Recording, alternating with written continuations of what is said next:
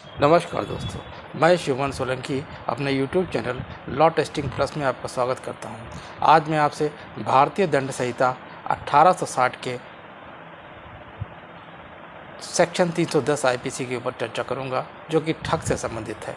सामान्य बोलचाल में अगर हम ठगी की बात करें तो ठगी का मतलब ये होता है कि चीटिंग की बात है, परंतु वर्तमान में आईपीसी में जो 310 आईपीसी में जो ठग की डेफिनेशन दी गई है वो इससे बिल्कुल अलग है।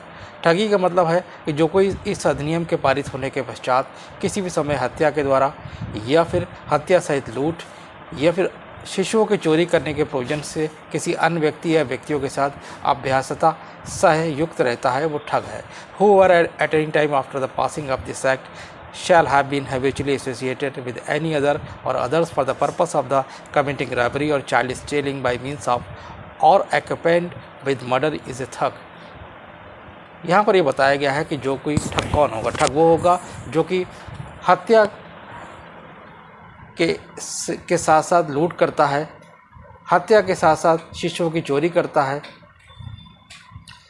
वो ठग कहलाएगा। इसके लिए जो कंडीशंस क्या है कि वो हैबिचुअली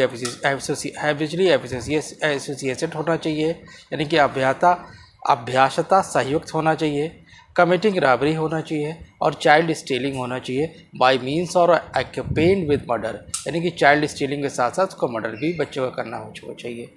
तो जो कोई भी इस तरह की हरकत करेगा, इस तरह की अपराध करेगा, तो वो ठगी के डेफिनेशन में आएगा। यानी ठगी की डेफिनेशन का क्या मतलब हुआ कि जो कोई लूट करता है, शिशुओं की चोरी करता है, लेकिन वो चोरी करने के साथ साथ हत्या भी कर देता है, यानी जिसके साथ लूट करता है उसकी हत्या करता है या फिर जिसके साथ चोरी करता है उसकी हत्या करता है, तो वो ठगी की परिभाषा में आएगा।